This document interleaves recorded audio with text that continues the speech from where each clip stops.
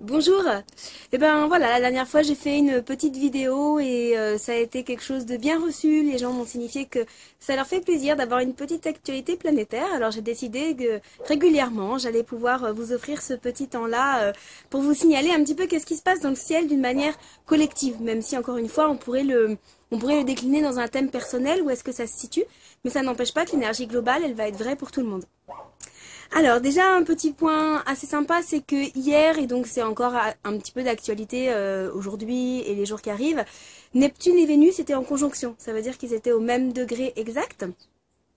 Donc ça veut être un moment où on peut avoir beaucoup d'inspiration. Alors encore une fois, ça dépend dans les thèmes personnels, hein. Mais Neptune, Vénus, c'est la planète de l'amour, de nos choix, de nos goûts, de ce qu'on aime. Et Neptune, pardon, amplifie Vénus. Ça va être Vénus à l'octave supérieure. Donc ça peut être un moment pour décupler les vannes de ce que l'on ressent, de ce qui nous anime, de notre sensibilité. Ça peut être un moment aussi, ces jours-ci, où on peut avoir une inspiration très forte pour des choses qui nous animent assez fort. Donc un moment vraiment où il peut y avoir quelque part le cœur qui se lève ou l'énergie qui se lève pour nous dire, ok, là, il y a quelque chose vraiment qui inspire. Voilà, donc c'est un joli transit à profiter. Ça peut évidemment se jouer aussi sur le plan amoureux. Ça peut être un moment où on peut être assez exalté, inspiré. Et puis ça peut aussi se jouer sur un plan assez spirituel, hein, puisque Neptune peut permettre aussi l'ouverture du cœur sur un sens beaucoup plus vaste que la relation à deux. Donc ça peut être aussi une période où vraiment il y a des ouvertures d'énergie, de conscience qui se déploient et qui peuvent être liées à des choses que l'on aspire à ouvrir dans notre vie. Voilà, ça c'était le premier petit point. La deuxième chose que je voudrais vous dire, c'est que en ce moment, donc je reste assez floue hein, dans les contours, je pourrais dire les dates précisément, mais j'ai pas envie de le faire comme ça. Là, pour l'instant, ça me parle pas. Donc juste vous dire qu'en ce moment, Jupiter, on va dire il y a un petit groupe de trois énergies qui sont ensemble contre un autre qui sont 1, 2, 3, 4, 5, 6, 7. Voilà, donc il y en a 3 contre 7. Mais donc une sorte d'opposition assez forte entre certaines énergies. Et avec cette notion, à mon avis, qu'en ce moment, il y a des choses qui pulsent en nous pour réaliser certains de nos rêves, ou pour réaliser certaines de nos aspirations qui nous animent. Alors ça peut être des rêves, ça peut être des choses qu'intuitivement on sent qu'on a besoin d'accomplir. Et avec cette notion, avec Jupiter, de quelque part d'avoir une reconnaissance, de pouvoir les mettre en œuvre dans la vie. Donc ça peut être un moment où on a des choses impétueuses ou importantes qui se réveillent à l'intérieur de nous et qui nous invitent à se dire ok, concrètement comment est-ce que ça je le mets en œuvre.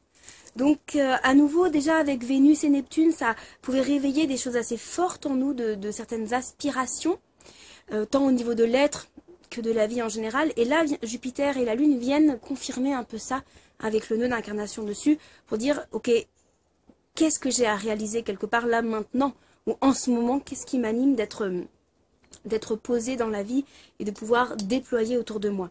Et ça, comme ça se joue en opposition, eh bien ça peut se jouer aussi avec alors ça peut se jouer déjà avec une dualité de ok, où j'en suis, qu'est-ce que je veux. Ça peut des fois être en contradiction intérieure, j'ai envie de ça mais à la fois j'ai envie de ça, et comment je fais pour jongler avec toutes ces dimensions.